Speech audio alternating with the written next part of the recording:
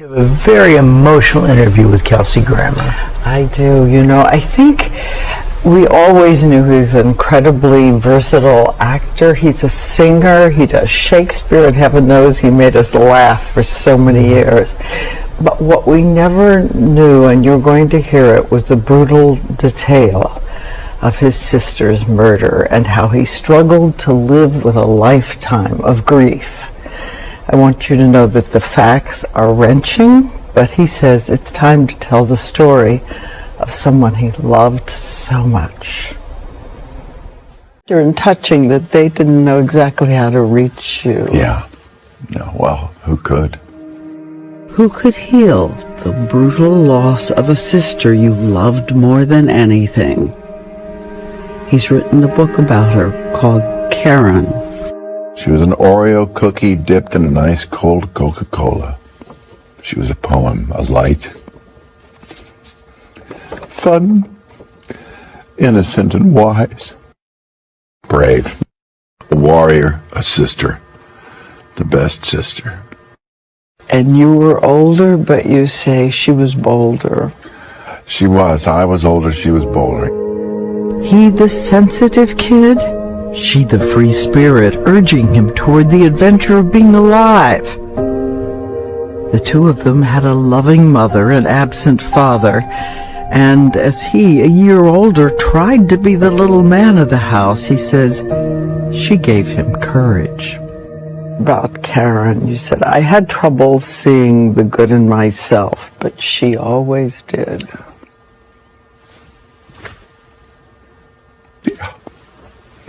Yeah, she was. I don't know why I spent so much time feeling like I was coming up short. And I always felt like I was missing it, you know, just a little bit behind the game, not quite up to it. And she always reassured me I was doing a good job, that I was a good brother. Eventually, he moved to New York to start his acting career. She traveled west to become an artist, but they stayed close. Then, one night, they'd been talking on the phone, making plans for a holiday visit, when 6 hours later, there was horror. There's a knock on his door. A policeman tells him his sister has been murdered. 1975. Yeah. 50 years this July. That's right. Yeah. As we go back through this odyssey, you tell me if it's something you want to tell or if it's too hard. You'll tell me. I'm fine to go through some of it, yeah. I had horrors in my mind that were craving the truth, what I knew happened, and to feel her steps, her final steps, to be in her, to be with her. So he sets out to face all those searing details he tried to block out long ago. The summer when 3 men on drugs have been raging through Colorado on a killing spree, 7 people murdered, and one night, in an awful randomness, one of them was his sister, an 18-year-old girl standing in the parking lot of the Red Lobster where she worked. The men were going to rob the restaurant and decided the young girl could identify them, forced her into a car. In the book, he tells about reading the searing facts in the long police report for the first time. Karen was put in the back. She was blindfolded at first. She kept saying, please don't let him kill me. Don't let them kill me. They take her to an apartment. Yeah. They rape her. And they put her in a room, in a bedroom. And they went in and took turns with her. And then they brought her back out and drove her to this trailer park. With a 4-inch blade, they struck her over and over. 42 times? 42 stab wounds, yeah. And that loving brother, now a man in his 60s, even goes to the site where she was stabbed. To the Red Lobster where she worked. to the parking lot where she was spotted, to the place where she was stabbed and crawled where she would die. He learned from the police report how she fought to live while trying to crawl towards help. She still crawled. Yeah. That's amazing. I'd never read that before, that her, the blood along some of the trailers that she walked along were 3 feet high, so she was basically on her knees trying to make her way to some help somewhere. 400 feet. Yeah.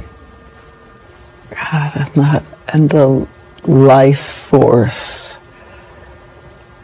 she had all the way to the end. Mm-hmm. The fight that she had some real stuff. She was the good stuff. All these years later, he stood at that crossroads. I stood where I could not be so many years ago.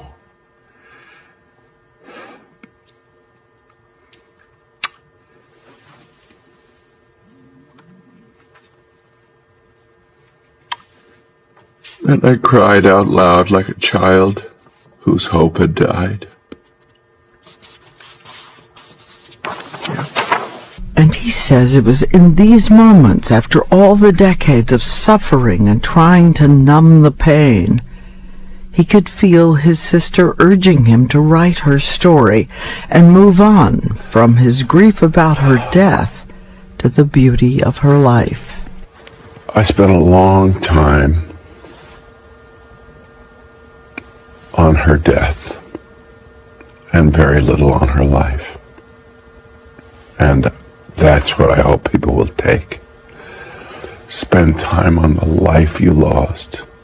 Spend time on the life you shared, rather than the day you lost it. The mission is to heal, but the mission is also to help heal other people. And by introducing them to Karen, it is my hope that they're reintroducing themselves to the loved ones they've lost in the same way. Dedicated to the radiant girl in his favorite photograph, I was reminded of some lyrics he sang once for a musical about memory and the life still to live. Let your memories melt into mist. They'll no longer exist in the new world. Bury your pain. Boy, you sure resurrected something there.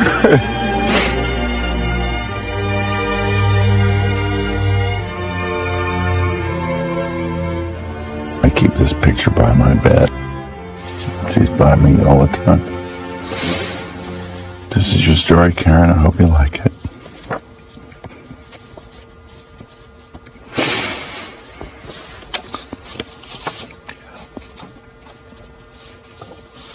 Yeah.